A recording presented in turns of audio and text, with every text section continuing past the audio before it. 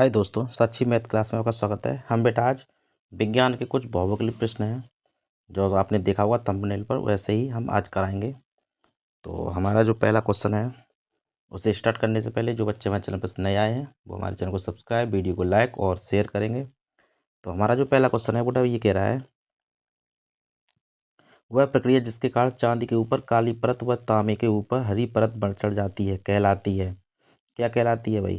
पहला दे रखा है उदासीनीकरण, ऑक्सीकरण, अपचयन, संक्षारण। तो क्या है भाई इसका यार जो परत चढ़ जाती है वो किसके कारण होती है भाई? इनका जो है क्या होता है, संक्षारण होता है। इसलिए हम क्या कहते हैं, इसे संक्षारण कहते हैं। ठीक है भाई, ये इसका हो गया। अगला है अम्लीय विलयन का पीएच मान। जो अम्लीय विलयन होता है उसका पीएच जो मान होता है अम्लीय विलयन का, ठीक है ना। तो ये तो सबको पता ही होगा क्या होता है अम्लीय विलयन का पीएच मान जो है भाई, ये हमारा होता है पीएच मान। पीएच मान का जो पैरामीटर होता है, यानी यहाँ होता हमारा किसको डिनोट करता है? 7। यानी इधर को होता है 6, इधर को 5, ऐसे ही कटता जाता है। कहाँ तक जाता है बेटा? 0 तक। ठीक है, इधर को बढ़ता है 7 के बाद 8, 9, 10 और कहाँ तक होता है? 14 तक। ठीक है, इधर को बढ़ता है तो इधर को क्या होगी बेटा? क्षारीयता बढ़ेगी। क्या होगा? क्षारीय बढ़ेगा। इधर क्या होगा? अम्लीयता बढ़ेगी, एसिडिटी, एसिड होगा। इधर को क्षारीय होगा। ठीक है ना। यानी जो हमारा होगा वो क्या होगा भाई? यानी इधर को तो होगा क्या? क्षारीय, और इधर को क्या होगा? अम्लीय। और जहाँ 7 है वहाँ क्या होगा? वो वहाँ होगा उदासीन। कैसा होगा बेटा? उदासीन होगा। तो अब वो ये कह रहा है अम्लीय विलयन का पीएच मान तो कितना होगा भाई? 7, 7 से कम या 7 से अधिक। अब अम्लीय विलयन तो 7 से क्या होगा? कम। अम्लीय इधर जाएगा ना, कमलीय कम होगा, तो 7 से कम हो जाएगा इसका ऑप्शन। ठीक है, अगला देखेंगे। एंटीमनी है, एंटीमनी जो होता है वो क्या है? एंटीमनी क्या है? धातु है। ये बताना हमें एंटीमनी क्या है भाई? धातु है। क्या है? एंटीमनी जो है धातु है, अधातु है, उपधातु है, अक्रिय गैस है। तो एंटीमनी जो है वो हमारी क्या है भाई? अधातु। क्या है भाई? अधातु है। ठीक है ना। कौन सा सही है हमारा? अधातु वाला, ये वाला। ठीक है, अधातु है। अगला देखेंगे। एसिटिल अम्ल में कितने अम्लीय H परमाणु होते हैं? तो जो अम्लीय परमाणु होते हैं वो पूछ रहा है भाई। तो कितने होते हैं? 1, 2, 3 या 4। तो जो अम्लीय परमाणु होते हैं इसमें वो कितने होते हैं भाई? H आयन 1 होता है। ठीक है, ये परीक्षा में पूछे हुए क्वेश्चन है सारे। यूरेनियम, ये भैया यूरेनियम। ठीक है, यूरेनियम क्या है भाई? यूरेनियम की बात कर रहा है। यूरेनियम क्या है भाई? पूछ रहा है यूरेनियम क्षार है, अधातु है, रेडियो एक्टिव है या गैस है। तो यूरेनियम क्या होता है भाई? भाई इसकी क्या होता है? वो रेडियो एक्टिव पदार्थ होता है ना। तो कौन सा हो जाएगा इसमें? डी ऑप्शन, रेडियो एक्टिव है। ठीक है, अगला देखेंगे। निम्न में से कौन सा विद्युत ऋणात्मक तत्व है? तो विद्युत ऋणात्मक की बात कर रहा है। तो विद्युत जो ऋणात्मक होता है वो आयोडीन है या Na सोडियम, ब्रोमीन, मैग्नीशियम। तो इसमें जो होता है वो ब्रोमीन होता है। ठीक है ना, अगला देखेंगे। मनुष्य के प्रत्येक जबड़े में चवड़क दंतों की संख्या जो होती है, चवड़क मतलब होता है जो चबाने वाले होते हैं। ठीक है ना, चवड़क की संख्या पूछ रहा है। मनुष्य के प्रत्येक जबड़े में चवड़क दंतों की संख्या होती है। तो 2 होती है, 4 होती है, 6 या 8। प्रत्येक की बात कर रहा है तो नीचे 4, 4 ऊपर। ठीक है ना, तो 2, 4, 6, 8। तो कितने होते हैं चवड़क? 4 होते हैं चबाने वाले। चवड़क मतलब होता है चबाने वाले, भोजन को चबाते हैं। ठीक है ना, तो हमारे कितने होते हैं? 4 होते हैं। अगला देखेंगे प्रकाश संश्लेषण की बात कर रहा है भाई। ये कह रहा है प्रकाश संश्लेषण में ऑक्सीजन निकलती है। कहाँ से निकलती है भाई, ये बात पूछ रहा है। तो कहाँ से निकलती है ये बताएंगे भाई। तो कहाँ से, कार्बन डाइऑक्साइड से, जल से, पराहरित से, या इनमें से कोई नहीं। तो कौन सा सही है भाई। भाई जो हमारी जो ऑक्सीजन जो निकलती है वो किससे निकलती है भाई, हमारा जो पत्ता होता है,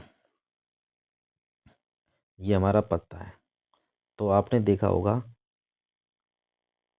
इसमें जो है छोटे छोटे छोटे छोटे नीचे की साइड क्या होते हैं, छिद्र।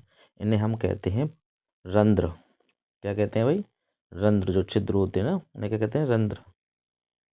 रंध्र, ठीक है ना। तो हमारी जो रंध्र होते हैं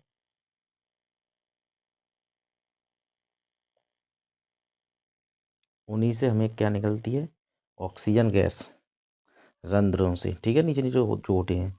तो इनमें से क्या हो जाएगा, कोई नहीं।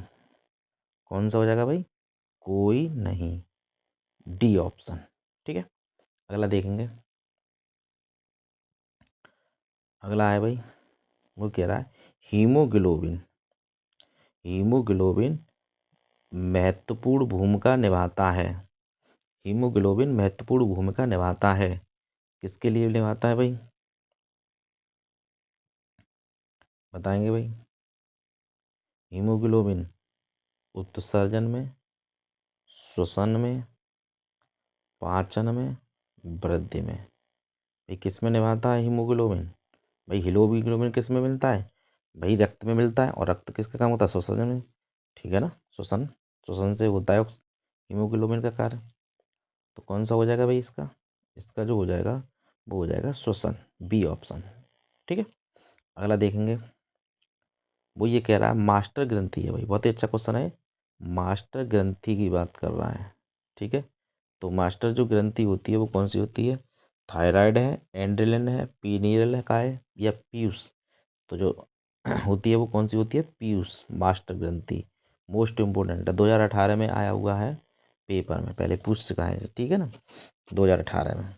अगला देखेंगे, बहुत ही अच्छा क्वेश्चन है ये। अगला है निम्नलिखित में से किस हार्मोन्स की कमी से मधुमेह रोग होता है। तो जो मधुमेह जो होता है गैस्ट्रिन के, इंसुलिन से, थायरोक्सिन से, या पैराथायरोक्सिन से, किससे होता है भाई। तो जो मधुमेह, मधुमेह का इंग्लिश में कहते हैं डायबिटीज जो है, ठीक है ना। तो डायबिटीज जो किससे होती है भाई, इंसुलिन की कमी से होती है, ठीक है ना, इंसुलिन की कमी से। अगला देखेंगे, हार्मोन्स इंसुलिन बनता है भाई, कहाँ बनता है, अब ये पूछ रहा है बनता कहाँ है ये, ठीक है ना, कहाँ बनता है। तो कहाँ बनता है ये बताना है भाई। पिनियल ग्रंथि में, थायराइड ग्रंथि द्वारा, और अंगनाशय द्वारा, या पीयूष ग्रंथि द्वारा, किसके द्वारा बनता है भैया, ठीक है ना। तो जो हमारा जो हार्मोन्स इंसुलिन्स है वो किसके द्वारा बनता है भाई, हमारा जो अग्नाशय द्वारा, किसके द्वारा, अग्नाशय द्वारा, ठीक है। सी ऑप्शन है इसका, ठीक है। कौन सा है, सी ऑप्शन। अगला देखेंगे, मादा लिंग हार्मोन्स को कहते हैं, यानी जो मादा होती हैं, मादा का जो लिंग हार्मोन्स होता है वो कौन सा वाला होता है, ये बात पूछ रहा है, ठीक है ना। तो लिंग हार्मोन्स जो होगा कौन सा होगा भाई, इंसुलिन होता है इसमें, एंड्रोजन होता है, एस्ट्रोजन होता है, या इनमें से कोई नहीं। तो जो मादा लिंग जो हार्मोन्स होता है वो कौन सा होता है भाई, एंड्रोजन, सी ऑप्शन। कौन सा होता है, एंड्रोजन होता है, जैन, ठीक है, ये होता है। अगला देखेंगे, द्वि निषेचन पाया जाता है भाई, द्वि निषेचन। तो द्वि निषेचन जो है किस में पाया जाता है, ये बात पूछ रहा है भाई, द्वि निषेचन। तो द्वि निषेचन जो है किस में पाया जाता है, सभी जीवों में, सभी पादपों में, आवृत्ति बीजी पौधों में, केवल जलीय पौधों में, किस में पाया जाता है भाई, ये जो है पाया किस में जाता है भाई, आवृत्ति बीजीय पौधों में पाया जाता है, ठीक है। अगला देखेंगे, ये कह रहा है नर जनन अंगों से संबंधित ग्रंथि है, जो नर जनन के लिए जो ग्रंथि है वो कौन सी ग्रंथि है, ये पूछ रहा है भाई। ठीक है, तो इसका जो पहला ए एपिडिडाइमिस अधिवृक्क ग्रंथि या प्रोटेस्ट या अग्नाशय, कौन सी है भाई, ये पूछ रहा है। तो इसका जो होगा वो जो ग्रंथि होती है वो कौन सी होती है भाई, प्रोटेस्ट ग्रंथि। ये किसमें, नर जनन में होती है भाई। ठीक है, जो नर होते हैं उनमें होती है, अंगों में। ठीक है, प्रोटेस्ट ग्रंथि। अगला देखेंगे, आनुवांशिक के प्रयोग के लिए, जो आनुवांशिकता का जो प्रयोग है उसके लिए, आनुवांशिकता, ठीक है ना, कौन सा शब्द है, आनुवांशिकता। तो आनुवांशिकता को तो पता ही है, आनुवंशिकता के प्रयोग के लिए मेंडल ने इनमें से कौन से पौधे का प्रयोग किया था। कौन से का किया था, पपीता का किया था भाई, आलू का किया था, मटर का किया था या अंगूर का। तो ये तो सबको पता होगा, बहुत ही अच्छा क्वेश्चन है। किस पे किया था सबसे पहले, मटर पे। भाई मैं आनुवांशिकता जो कि बौना पौधा होगा कैसा होगा वो इसी पे तो किया था, मटर पे किया था। ठीक है ना। अगला है, केंद्रक बना होता है भाई, जो केंद्रक होता है वो बना होता है प्रोटीन का, डीएनए से, आरएनए से या न्यूक्लियो प्रोटीन से। किससे बना होता है, तो जो बना होता है वो किससे बना होता है, न्यूक्लियर प्रोटीनों से बना होता है। ठीक है ना, ये पता होना चाहिए भाई आपको, किससे बना होता है, न्यूक्लियो प्रोटीन से। ठीक है, केंद्रक जो होता है। लैमारवाद का मुख्य आधार क्या है, जो लैमारवाद था उसका जो मुख्य आधार था क्या था, जीवन संघर्ष, प्राकृतिक आवरण, योग्यतम की उत्तरजीविका या उपार्जित लक्षणों का वंशागत। भाई लैमार्कवाद क्या था, भाई लैमार्क ने किस पे दिया था, लैमार्क ने जो है किस पे दिया था, जिराफ, जिराफ पे दिया था। किस पे दिया था भाई, जिराफ। ठीक है ना, जिराफ पे ही तो दिया था, जिराफ पर। और जिराफ में ही क्या बताया था भाई, लैमार्क ने बताया था वंशागत, यानी वंश से ही उसकी जो गर्दन होती है वो लंबी होती गई। ठीक है ना, तो उपार्जित लक्षणों का बताया था। ठीक है ना, यही तो कारण था। अगला देखेंगे, रक्त में ऑक्सीजन की कमी से लाल रक्त कणिकाओं में उत्पन्न रोग जो होता है वो क्या होता है, दात्र कोष का अपलक्तता होता है, हीमोफीलिया होता है, वर्णांधता होता है या इनमें से कोई नहीं। ठीक है ना, तो इसका जो आंसर होगा वो क्या होगा, दात्र कोष का अल रक्तता, यानी अल अल्प रक्तता हो जाता है, यानी खून की क्या हो जाती है, उसमें कमी हो जाती है। यही तो मतलब है, क्या हो जाता है, खून की कमी। ठीक है, यही इसका ऑप्शन है। अगला देखेंगे, जीवन की उत्पत्ति हुई है भाई, जीवन की उत्पत्ति कहाँ से हुई है भाई, सागर से, धरती से, वायुमंडल में या अंतरिक्ष में। तो जो हमारी जो जीवन की जो उत्पत्ति हुई है वो कहाँ से हुई है भाई, वो हुई है सागर में। कहाँ से हुई है भाई, सागर में हुई है। ठीक है ना, मछली के रूप में बताते हैं ना, सागर में हुई है।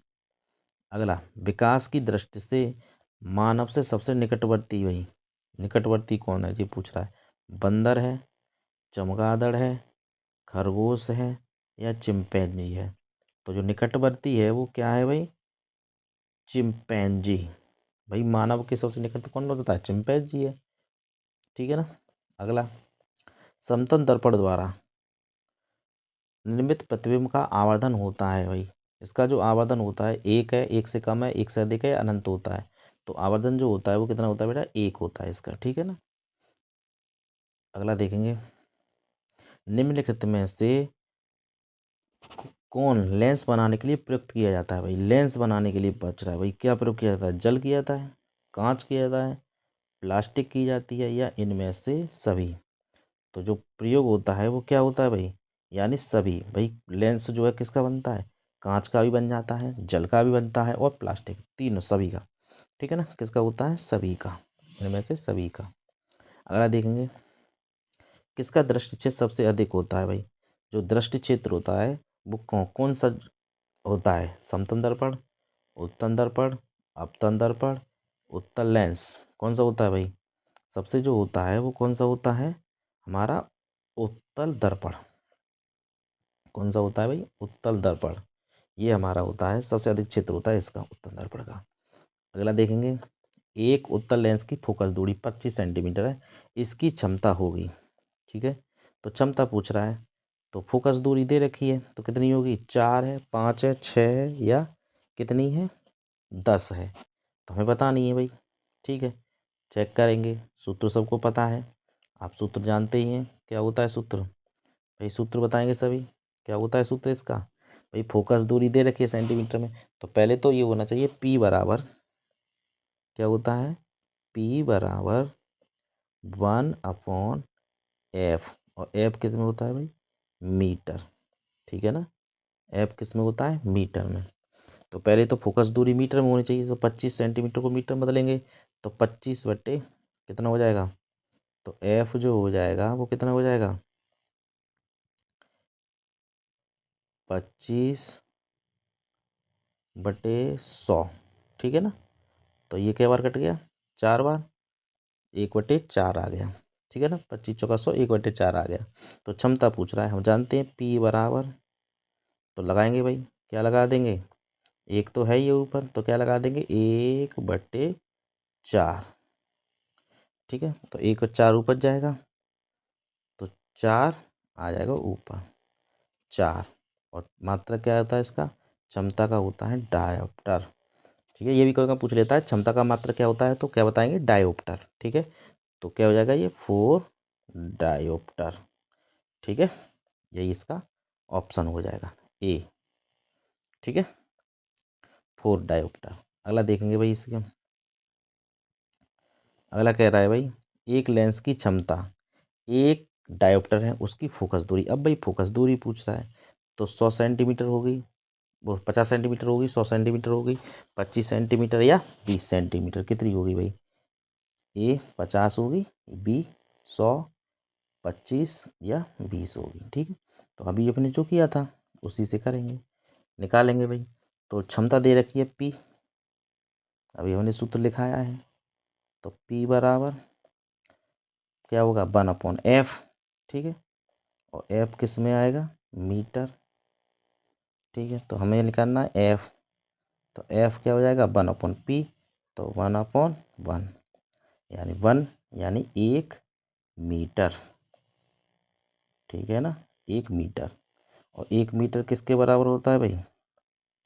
1 मीटर, तो 1 मीटर बराबर क्या होता है? 100 सेंटीमीटर। ठीक है, तो कौन सा हो जाएगा? B option, 100 centimetre. क्योंकि सारे ऑप्शन किस में दिए हैं? सेंटीमीटर में दिए, मीटर में दिए नहीं है, इसलिए हम चेंज कर लेंगे। क्या हो जाएगा? 100 सेंटीमीटर। ठीक है, अगला, एक स्वस्थ मानव नित्य के लिए स्पर्श दृष्टि की न्यूनतम दूरी कितनी होती है भाई? 0 होती है, अनंत होती है, 25 होती है, या 25 मीटर होती है? 25 सेंटीमीटर या 25 मीटर होती है। तो जो स्पर्श दृष्टि की जो न्यूनतम दूरी है वो कितनी दूरी पर देख सकता है भाई? 25 सेंटीमीटर पर। यानी बस तुम्हारी आंख से 25 सेंटीमीटर दूरी पर होगी तो स्पष्ट दिखाई देगी। ठीक है, अगला देखेंगे, इसका बताएंगे भाई, ये सभी बताएंगे भाई, इसे ऑप्शन में सभी बताएंगे। क्या होगा भाई इसका? ये कह रहा है दूरदृष्टि दोष के कारण प्रतिबिंब बनता है, रेटिना पर बनता है, रेटिना से आगे बनता है, रेटिना से पीछे बनता है, या कहीं नहीं बनता। कहाँ बनता है भाई? दूरदृष्टि दोष, दूरदृष्टि दोष तो आपको पता ही होगा। दूरदृष्टि दोष में क्या होता है भाई? यानी हमें पास की वस्तु तो साफ दिखाई देती है, दूर की वस्तु, पास की वस्तु दिखाई नहीं देती है, तो उसकी रेटिना से पीछे बन जाता है। कहाँ बन जाता है प्रतिबिंब? रेटिना से पीछे बनता है। ठीक है, सी ऑप्शन। अगला देखेंगे, वो ये कह रहा है कांच का अपतनांक न्यूनतम होता है, तो कांच का जो अपवर्तनांक होता है न्यूनतम किस में होता है भाई? न्यूनतम, कांच का अपतनांक न्यूनतम होता है, पूछ रहा है भाई, तो किस में होता है? किस में होता है भाई?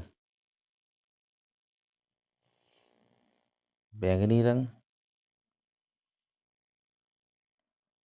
पीला रंग, हरा रंग, या लाल रंग, किस में होता है भाई सबसे? वो सॉरी कांच का न्यूनतम अपवर्तनांक पूछ रहा है, तो कौन सा होता है, लाल में, लाल रंग के लिए न्यूनतम होता है। ठीक है, अगला देखेंगे, दृश्य प्रकाश का तरंगदैर्ध्य परास है, तो कितना है भाई, 400 से 800 एंगस्ट्रॉम, 400 से 800 नैनोमीटर, 400 से 800 मिलीमीटर, 400 से 800 पिकोमीटर। तो जो होता है वो कितना होता है भाई, 400 से 800 नैनोमीटर। ठीक है, नैनोमीटर ये होता है। 2015 में आया क्वेश्चन है। अगला देखेंगे, आवेश का मात्रक बताएंगे भाई सभी। आवेश का मात्रक जो होता है, जूल है, कूलाम है, वोल्ट है या एम्पियर है। क्या होता है भाई इसका, बताएंगे सभी, आंसर बताएंगे भाई इसका क्या है। भाई वैद्युत आवेश है, तो आवेश का मतलब क्या होता है, कूलाम। क्या होता है, कूलाम होता है भाई। ठीक है, क्या होता है, कूलाम। अगला देखेंगे, एक अश्व शक्ति का मान वाट में होता है भाई। वाट में क्या होता है, वाट में पूछ रहा है, तो कितना, 1.34 होता है, 746 वो 86, 746, 7.46। तो जो इसका जो होता है वो कितना होता है बेटा, 746 वाट। ठीक है ना, तो कौन सा हो जाएगा, सी ऑप्शन हो जाएगा इसका, सी ऑप्शन है। अगला देखेंगे भाई, भाई किलोवाट घंटा मात्रक है। किलोवाट घंटा किसका मात्रक है भाई, ये पूछ रहा है। वैद्युत शक्ति का है, वैद्युत धारा का है, वैद्युत ऊर्जा का है, वैद्युत आवेश का है। तो वैद्युत शक्ति जो किसका होता है भाई, वो किलोवाट घंटा, तो किलोवाट घंटा क्या होता है भाई, वैद्युत ऊर्जा का। इससे तो हम यूनिट निकालते हैं, वैद्युत ऊर्जा का होता है। ठीक है, अगला देखेंगे, हीटर का तार बना होता है भाई, ये बताएं भाई किसका बना होता है भाई, तांबे का, पीतल का, नाइक नाइक्रोम का या लोहे का। किसका बना होता है भाई, तार जो है किसका बना होता है भाई, नाइक्रोम का। कौन सी धातु का बना होता है, नाइक्रोम का। ठीक है, ये है इसका सी ऑप्शन, नाइक्रोम का बना होता है। हीटर का जो तार होता है, देखिए ना रिंग सी होती है, वो इसी का होता है। वैद्युत चुंबकीय प्रेरण के नियम का प्रतिपादन किया था, जो किसने किया था भाई, हेनरी ने किया था, फैराडे ने किया था, और ऑस्ट्रेट ने किया था या गॉस ने किया था। तो किसने किया था भाई, फैराडे ने। किसने किया था, फैराडे। ठीक है, बी ऑप्शन है इसका, चुंबकीय प्रेरण फैराडे ने बताए थे। अगला देखेंगे, वैद्युत धारा उत्पन्न करने की युक्ति है, तो वैद्युत धारा किससे उत्पन्न की जाती है भाई, जनरेटर से, धारा मापी से, अमीटर से, मोटर से। तो धारा मोटर से, तो मोटर तो चलती है धारा से भाई, धारा मापी से धारा नापते हैं, ये तो कट गया। अमीटर से भी, तो ये भी कट गया। ठीक है, अब बचा जनरेटर बचा और मोटर बची, तो मोटर तो चलती है भाई, तो क्या बचा, जनरेटर बचा। इस तरह से लगा सकते हैं। ठीक है, वैद्युत धारा उत्पन्न करने की युक्ति क्या होती है, जनरेटर होती है, जनरेटर कहते हैं। ठीक है, अगला देखेंगे, डायनामो प्रवृत्त करता है भाई। डायनामो जो होता है, जो हमारा लगा होता है किस किस में, ट्रैक्टर वगैरह में, गाड़ियों में लगा होता है। क्या करते हैं उससे, क्या कार्य होता है उसका,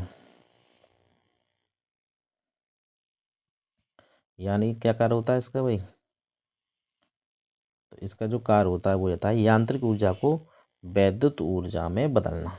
ठीक है, क्या करता है वो, यांत्रिक ऊर्जा को वैद्युत ऊर्जा में बदल देता है डायनामो। अगला देखेंगे, डायनामो उत्पन्न करता है भाई, डायनामो उत्पन्न क्या करता है भाई, आवेश, वैद्युत वाहक बल, वैद्युत क्षेत्र, चुंबकीय क्षेत्र। बहुत ही अच्छा क्वेश्चन है भाई, बताएंगे इसका ऑप्शन। डायनामो जो उत्पन्न करता है, क्या उत्पन्न करता है भाई, बताएंगे सभी। डायनामो देखेंगे भाई, इसका जो है बी ऑप्शन, वैद्युत वाहक बल। क्या उत्पन्न करता है, वैद्युत वाहक बल। ठीक है, ये है इसका ऑप्शन, बी ऑप्शन। अगला देखेंगे, ये कह रहा है निम्नलिखित में से जैव मात्रा ऊर्जा स्रोत का उदाहरण नहीं है। तो ऊर्जा स्रोत भाई, जैव मात्रा का ऊर्जा स्रोत लकड़ी है, गोबर गैस, नाभिकीय गैस, कोयला। भाई इसमें बताना हमें कौन सा नहीं है। नहीं की बात कर रहा है भाई। तो कोयला भी जैविक है, ठीक है ना, कोयला भी क्या है, जैविक है। गोबर गैस भी जैविक है ना, और लकड़ी ये भी जैविक है। क्या नहीं है, नाभिकीय गैस। अगला बिल्कुल अलग सा ऑप्शन क्या है, नाभिकीय गैस है। तो यही हमारा क्या है, जैविक मात्रा का ऊर्जा का स्रोत नहीं है, ठीक है। अगला देखेंगे, निम्न में से किसमें ऊर्जा का स्रोत नाभिकीय संलयन अभिक्रिया है। भाई नाभिकीय संलयन क्रिया किसका स्रोत है भाई, ये कह रहा है। तो पहला केवल तारे के लिए, दूसरा तारे व सूर्य दोनों के लिए, तीसरा न तारे न सूर्य, केवल सूर्य। तो इसमें बताना है भाई। तो क्या हो जाएगा भाई, भाई जो नाभिक संलयन होती है वो सूर्य में होती है भाई, और तारों में भी, दोनों में। बी ऑप्शन हो जाएगा, ठीक है। अगला देखेंगे, कैल्शियम तथा फास्फोरस के उपचयन के नियंत्रण करने के हार्मोन्स स्रावित होता है। तो क्या स्रावित होता है भाई, पहला पैराथायराइड, थायराइड होता है, प्यूटरी होता है, अग्नाशय होता है। तो कौन सा होता है भाई, पैराथायराइड होता है, इसे नियंत्रण करता है इसको, ठीक है ना। अगला देखेंगे, निम्नलिखित में से कौन सा पादप की बात कर रहा है भाई, कौन सा पादप हार्मोन्स है। तो कौन सा है भाई, बताएंगे, लगाएं भाई टिक। पहला इंसुलिन, दूसरा थायरोक्सिन, एंड्रोजन और साइटोकाइनिन। साइटोकाइनिन तो कौन सा होता है भाई इसका, बताएं सभी। साइटोकाइनिन ये कैसा होता है, पादप यानी पौधों में पाए जाने वाला हार्मोन्स, ठीक है, ये हो जाएगा। अगला देखेंगे, पौधों में भोजन का स्थानांतरण होता है। बहुत ही अच्छा क्वेश्चन है।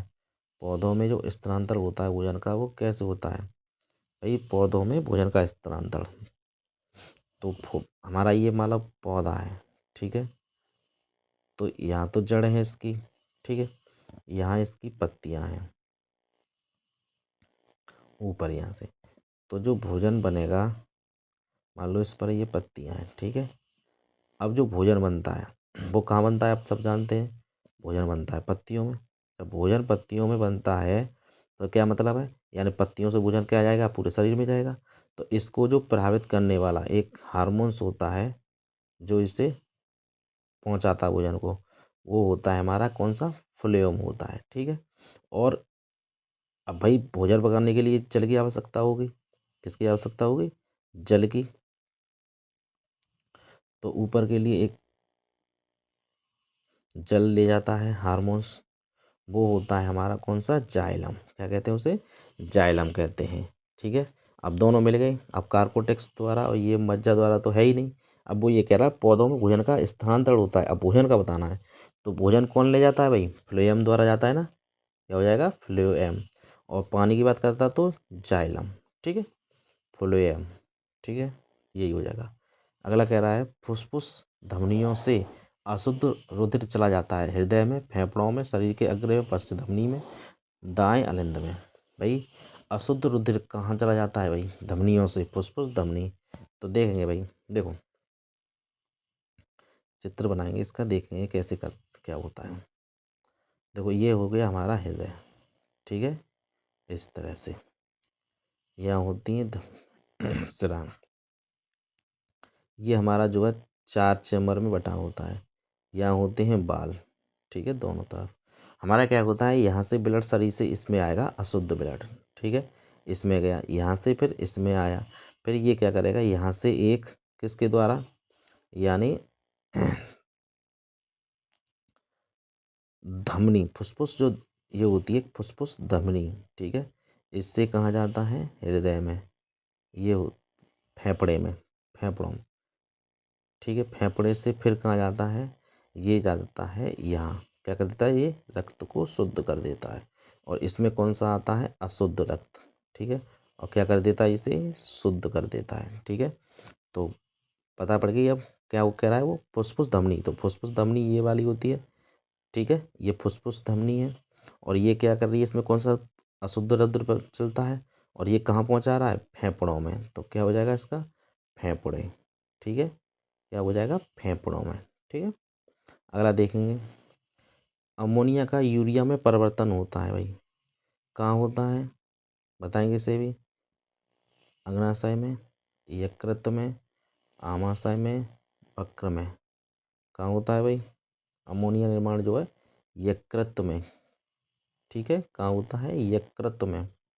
ये याद रखेंगे भाई, यकृत में होता है। अगला देखेंगे, मनुष्य में, ये कह रहा है मनुष्य में वक्र एक तंत्र का भाग है जो संबंधित है।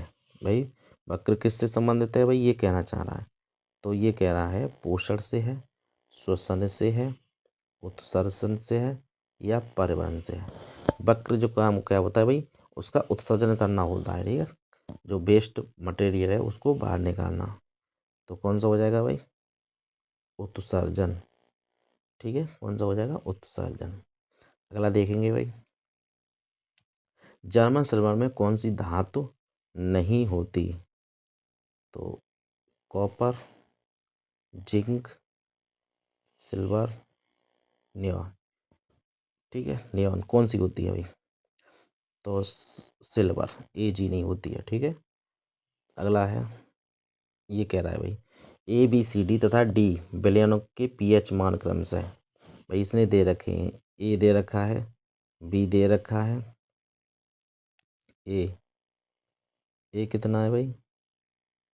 11।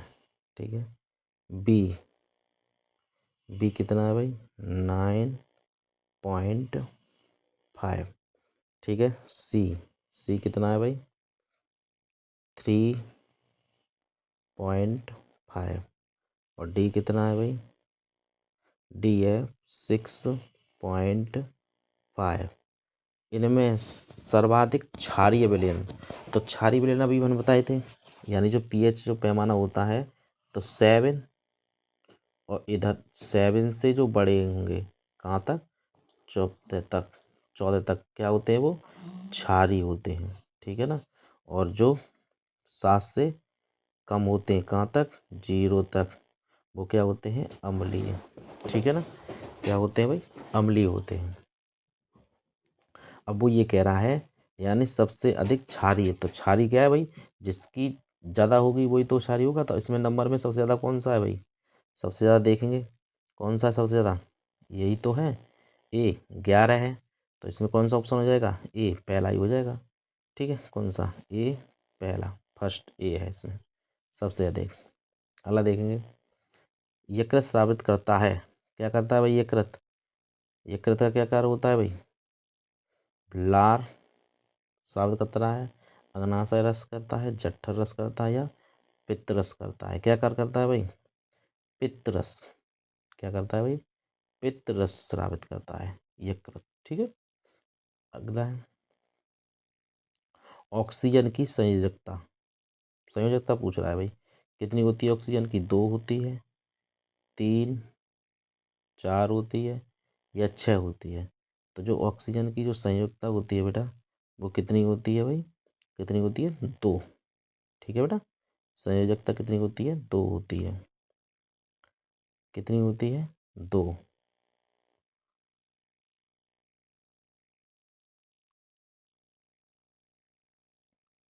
कितनी होगी भाई इसकी संयोजकता? 2 होगी। ठीक है ना, ये हमारा ऑप्शन। ठीक है, कौन सा हो गया? 2। ये आपके पूरे 50 क्वेश्चन कंप्लीट हो गए। कितने हो गए? 50 क्वेश्चन। ठीक है, बहुत ही मोस्ट इम्पोर्टेंट क्वेश्चन है। ठीक है, अगर आपको हमारी वीडियो अच्छी लगे तो हमारे चैनल सब्सक्राइब करें, वीडियो को लाइक करें, शेयर करें। मिलते हैं नेक्स्ट वीडियो में, तब तक के लिए धन्यवाद।